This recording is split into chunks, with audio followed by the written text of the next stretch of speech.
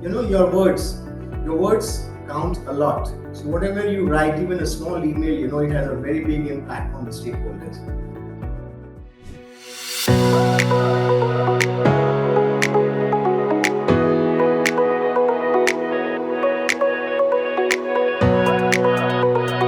Hello, everyone, and welcome to FaceTime with Leaders, a podcast series by Directors Institute, World Council of Directors. I'm Sunny Bancholi, and today we are privileged to have a seasoned expert with over 20 years of experience in the oil and gas and energy sectors. He has significantly influenced global markets through his expertise in driving operations, managing multi-million dollar projects, and securing high-value international contracts. Currently, serving as Assistant General Manager and Head of Export Sales at Ratnamani Metals and Tubes Limited, it is my pleasure to introduce Mr. Sant Lal to the podcast. Thank you for being here, Mr. Lal, and welcome to FaceTime with Leaders. Thank you for the nice introduction, Sunny. I really appreciate that, and I'm really excited to be part of this group. And it's a good platform actually to give to the leaders and share the insights, basically to the all budding generations. And it's very helpful for the young people to listen, and we would be very happy to share our experiences so that they learn, because there's a saying, an ounce of experience is worth tons of theory. So basically, if we share our experience, it goes well, and that's how we connect with the business people, with the industry, and with the corporate colleagues. So I'm really excited for this interview, and I would be very honored to be part of this whole session. Yeah. Amazing. So, on that note, let's just begin. All right. So, the first and foremost, I would like to ask you that you have built an incredible career spanning over 2 decades in the oil and gas sector with achievements across different regions. So, can you share what first inspired you to enter this field and whether any pivotal experiences or mentors early on that shaped your journey? Okay, to answer this question, Sunny, actually, I graduated. In fact, I did my master's in business administration from University of Allahabad. So it's one of the premier institute. And when I passed out, basically, 1 or 2 years, basically, I didn't know, what exactly is my passion. That's what I was always looking for. So in the initial 2 years, I did struggle a bit, and I went around, in the pharmaceutical. I went in selling the credit cards also. So in my beginning of my career for 1 or 2 years, I did sell credit cards. I sold the insurance policies. I sold the demat cards, but that was a learning, which I don't feel ashamed to share, because those are the learnings, small learnings, which gives you a big experience. Then in 2004 and 5, that was the turning point basically. And after I did my MBA, then I got an opportunity to start my career with one of the big organizations you would have heard of, is the Jindal Group. So I started my line pipe career and oil and gas career with OP Jindal Group. So I started with them, and after that, it's been a long journey, and I had a good opportunity to work around across the globe. I served in US for 2 years with Jindals. Then I worked with a German manufacturer. I was based in Germany. I was based in Malaysia. I worked with Saudi. So overall, that was the basically the start. And my mentor, I would really appreciate. My mentor would be Mr. Vijay Shal. I do like to mention his name here in the interview as well. So by any chance, if he listens to interview, he's still in touch with me, and we speak often. We share our experience, because he still is in the industry. I'm also in the industry, so I really admire him. And he's the one, he gave me a big exposure. Even at the age of like 24, 25, 26, I was taking decisions, and signing multi-million dollar contracts, negotiating with the clients. So that was the confidence given to me by my mentor. So I really appreciate that. And this is how my journey in the oil and gas and the steel industry and the line pipe industry started. Mr. Lal, it's fascinating to hear how early experiences shaped your path. And thank you for sharing that with us. Yeah, thank you. Thank you so much. All right. So securing multi-million dollar contracts is a significant achievement in any industry, especially in the competitive world of oil and gas. So what I would like to ask you next is, could you walk us through a specific instance where you navigated complex negotiations to secure such a contract? And what were the key challenges you faced, and how did you overcome them to achieve that milestone? Okay, as I told you, Sunny, like when I started my career, especially in this oil and gas industry in 2004, 2005. So since then, I was new to the industry, so I did face some obstacles because there were some technical, specifications which I have to read through. Then there was, contractual obligations which I have to go through, and listening that, reading, it took some time, basically to understand the whole of this process. But having said that, I would like to share an experience, which basically was a trigger point, and I really remember that still, very, very, very well. When I was working in US, we submitted a bid for a company called Panhandle Energy. So it's a very big organization in US, and they are primarily doing, oil and gas line pipes in US. And we were working on their bid and the quotation. We submitted the bid, and just like any other bid, we devoted your 100% of the devotion. All the questions were properly answered. A bid was prepared. It was submitted to the client. And the moment it was submitted, the next day we got a feedback, and you won't believe, the feedback was, oh, this is the first bid we have seen prepared such in a professional manner. So that was the feedback coming from the client saying that, oh wow, it is being prepared very nicely. And I still remember, the value of the contract was close to 110 million US dollars. So, and that was the initial feedback. The first feedback was that, okay, your bid preparation, the way you have answered the technical, questions and everything has been unbelievable. And since then, I made it a point whenever there is, a big request for quotations, bids, client queries, it has to be answered in a very, very professional manner. Because, your words count a lot. So whatever you write, even a small email, it has a very big impact on the stakeholders.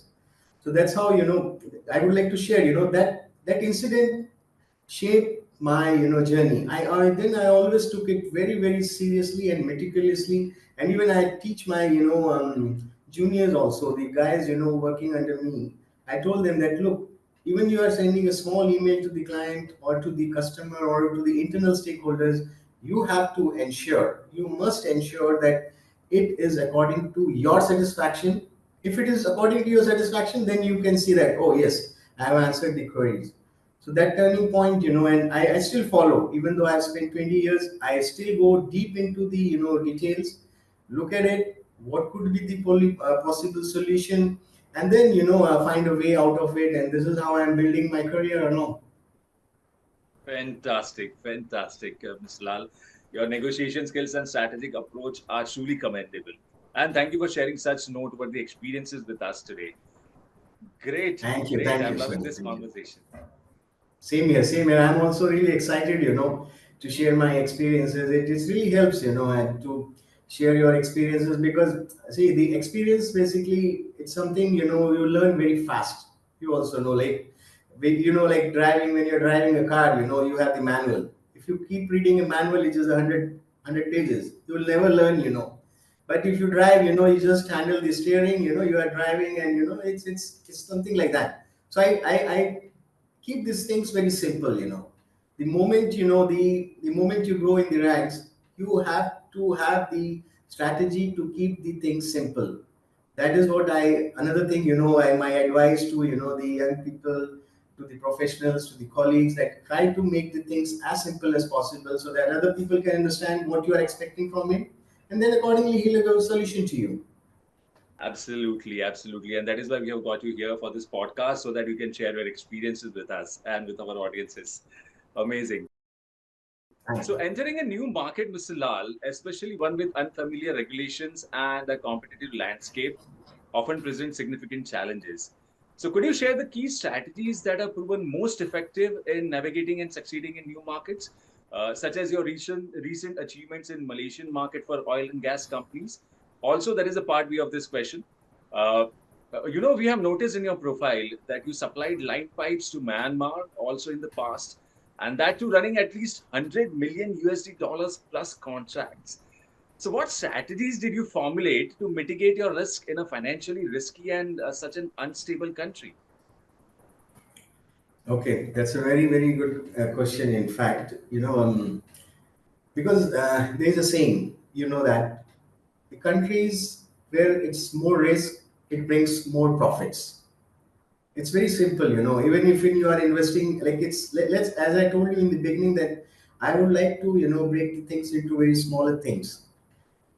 The smaller thing is that, like, if you go in the equity market, the risk is very high, but the returns could also be, very high. So correlating that with the experience, how I entered the new market, it is the same. When you are investing in equity, what you do, basically you do a meticulous research of whatever, company you are investing in. Same strategy was followed here also. If I want to go in a country like Myanmar, which has no democracy, in the sense that, okay, it has been governed by military on and off, then, the voice of the people is not that vocal.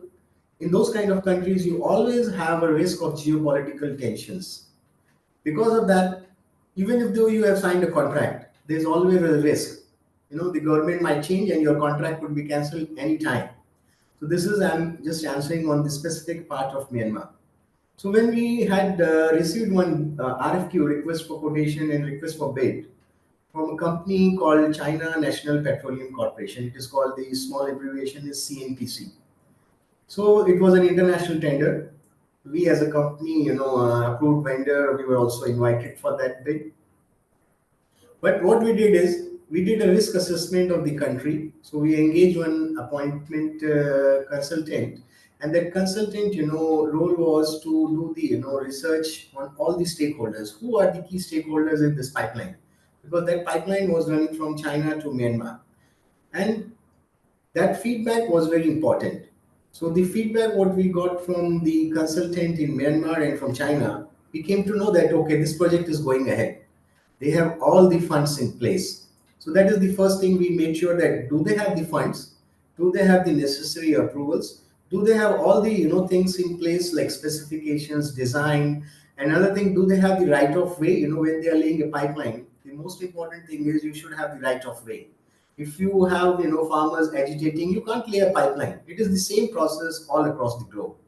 So all those things were done in a very, very professional manner. So what we did is, we did assessment of all these things. Okay, let's see, financially, okay, tick. Then economically, okay, tick. Okay, they have the right of way for this project, okay, tick. And the last thing, you put a pipeline, but this pipeline has a gas, and you have to sell it to someone. And to sell it to someone, you need to find the customer.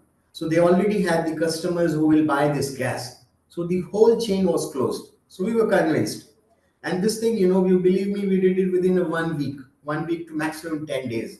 We did all this exercise in Myanmar country within 10 days, by engaging, different stakeholders, by consulting, talking to this people, that people, visiting, n number of times, staying there.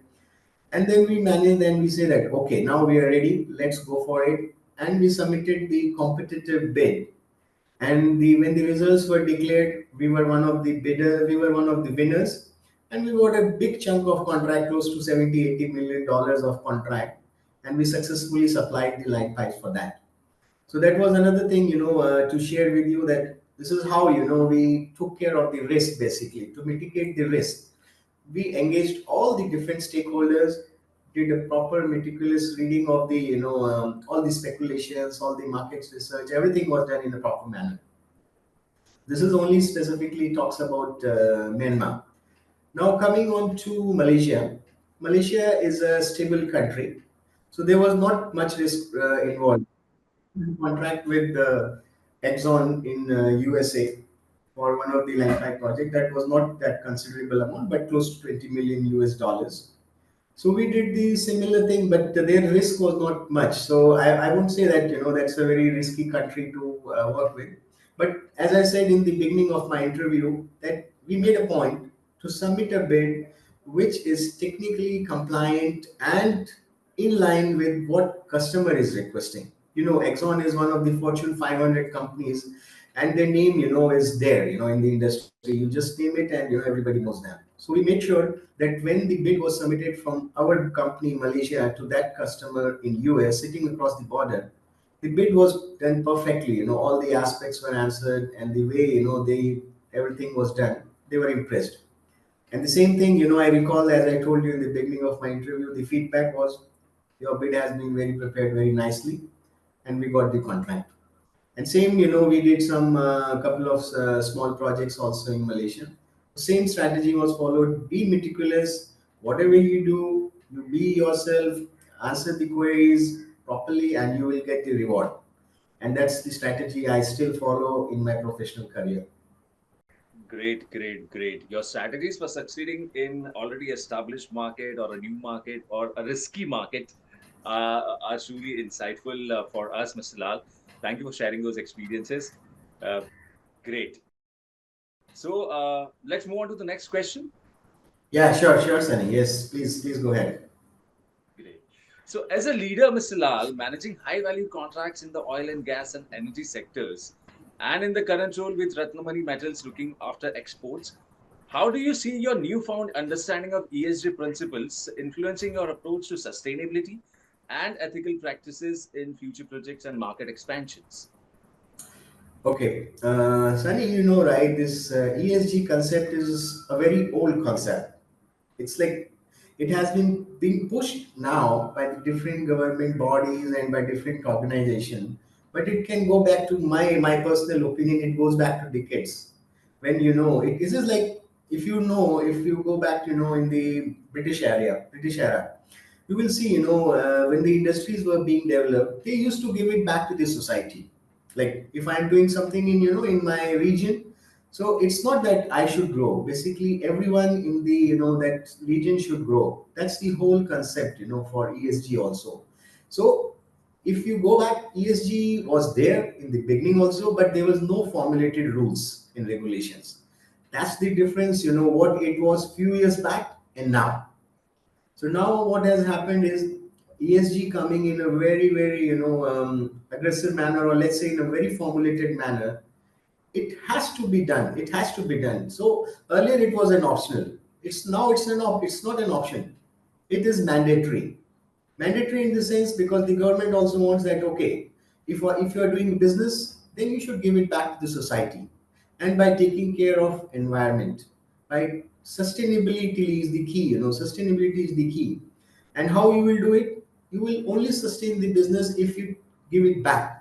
So that's why I believe, this ESG concept goes back to the, decades also, but the more regulated framework is giving, it more push, and regulatory framework is in a professional manner. It will be taken in a long way. And coming back to my company itself as a Ratnamani, I would say, we as a company also give it back to the society in terms of like we are organizing like a lot of medical camps, for our workers, for our, villages around where we have the industries in Gujarat. So we give it back, to them in the sense that we educate, the poor kids basically, and then sponsor their, education. And that's why I see that sustainability is a very, very important word which has to go hand in hand with your business. Like for example, I just give you an example, a recent example. Um, 2 days back we had given a presentation for Total in France, and their focus was only on, main focus was on sustainability. Of course they talked about, the what is your business plan, how much profitability you did, what is your target. But when I looked at, their presentation queries, it was more focused on sustainability, then how you will sustain the business. And you can't sustain the business unless, of course you have to make money, but you have to, share some portion of it, giving back to the society, giving back to the stakeholder, so that everybody grows. So that's my opinion, that ESG is a mandatory thing, and it must go hand in hand with your business. Absolutely, rightly said, Mr. Lal. And it's truly inspiring to see how you have integrated ESG principles into your approach. Uh, Great. All right. So, I would like to next ask you is for aspiring professionals aiming to achieve your level of success in your field, what advice would you offer to help them navigate the complexities and challenges of this competitive industry? Okay, actually, Sunny, my industry basically is not limited to oil and gas. Oil and gas, I would say, is, like kind of our customer base, or I would say it is one of the stakeholders. The other stakeholders of my industry is steel making, steel manufacturers. And I belong to the steel pipe industry basically because all throughout my 20 years I have been associated with different pipe companies around the world, including, Jindal, then EEW and Ratnamani and so on, different organizations where I work with. So I spent, good 20 years in the steel industry, which is contributing to oil and gas growth.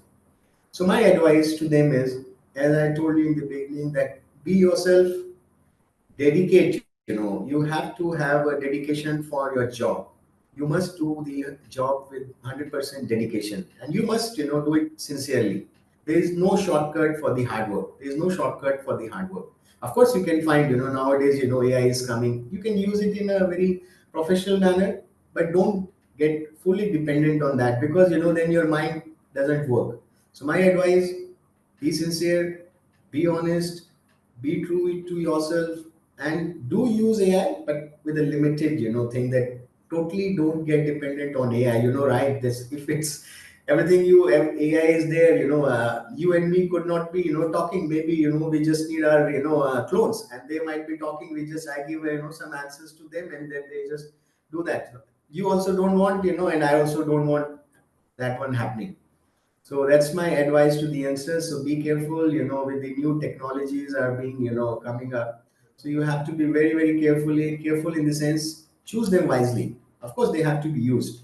You cannot leave them aside, but use them wisely and know where to use and where to let it go. Absolutely, absolutely, Mr. Lal. Your advice will undoubtedly inspire those looking to build a career in the steel and oil and gas sector. And thank you for sharing your wisdom with us. Thank you, Sunny. Thank you. I appreciate that. Great. अब ये जो next सवाल है ये तो मुझे पूछना ही पड़ेगा नहीं तो मेरी नौकरी चली I hope that's not a tricky question, which I can't answer on the camera. Oh, not at all. It's a very simple one. A very straightforward, very simple one. How has your Okay. involvement with Directors Institute shaped your career decisions and what has been your experience so far? Okay. No, my actually it's been long association with the Directors Association. It's been few months, but one thing I found, is that the people, are very professional actually, and I really do admire, that as I told you in the beginning of my, interview, that you have to be committed to your work. Like I see that energy, like I'll start with you as a host, like I see, that energy, your dedication, you are committed to your work. So that kind of thing I found, with the WDC people and, with the World Directors Council, and they are, professionally more developed, and the way they are engaging, and building the platform, it's unbelievable because yesterday or few days back I was looking at, some of the articles. I think they had conducted some training sessions or maybe, some workshops in UAE, if I'm not wrong. Is that right? It was some Yes, session in yes, UAE, yes. correct? With it for the directors.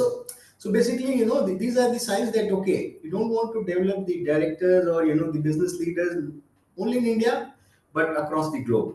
So this is a very, very good initiative which has World Directors Council has taken, and I really, appreciate, the promoters who are doing this good cause and giving it back to the society. I really appreciate that.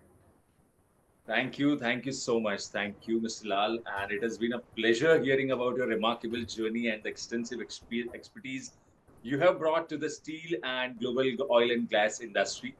Thank you for sharing your valuable insights and experiences with us. And your presence has led to quite an enriching experience and discussion today. Thank you so much. Thank you so much. Thank you so much, Sunny, being such a good host and energetic host, and and be like how you are, and you're a very, very good host, and I really enjoyed the interview. You never made me feel nervous, so that's the best part, of when a person who's taking the interview, that you never ask, those questions basically. So it was a good interview. I really appreciate that, Sunny. Thank you for organizing this platform where I could share my experiences, which could add some value and insights to the young people. I really appreciate, you having me on this interview today. Thanks a lot. Thank you so much. Great. Thank you so much. Thank you so much, Mr. Lal. And to all the viewers who are watching, We look forward to sharing more inspiring stories and insights from remarkable leaders in our next session. Until then, keep upskilling and finding joy in your journey. Thank you so much and have a nice time. Thank you. Thank you, Sunny. Have a good day. Thank you. Bye bye.